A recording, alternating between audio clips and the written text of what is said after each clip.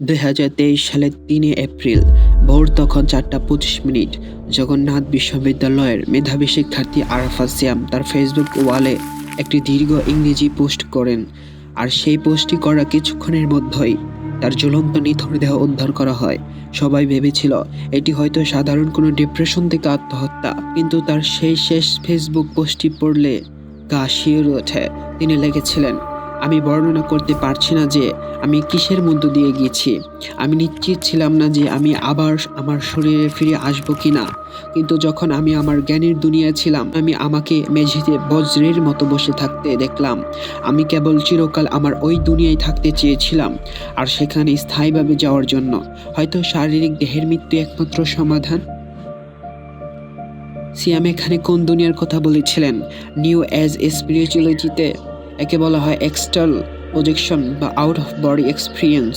তিনি ভেবেছিলেন তার শরীরটা একটা শিকল, আর আত্মহত্যাই হলো সেই শিকল ভেঙে এক পরম সুখের জগতে যাওয়ার চাবি।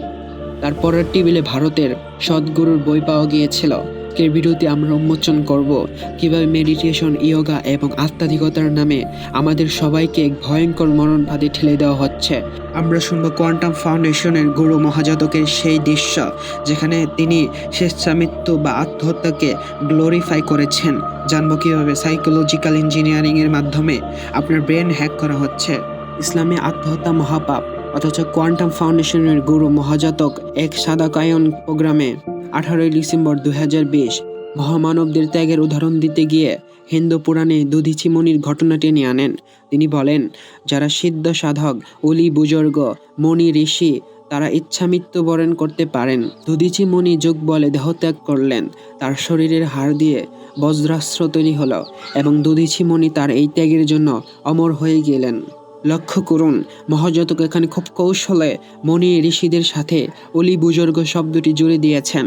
অথচ কোনো মুসলিম অলি বুজুর্গ তো দূরের কথা, সাধারণ বিবেকবান মানুষও আত্মহত্যা বা স্বেচ্ছামৃত্যুকে প্রমোট করতে পারে না।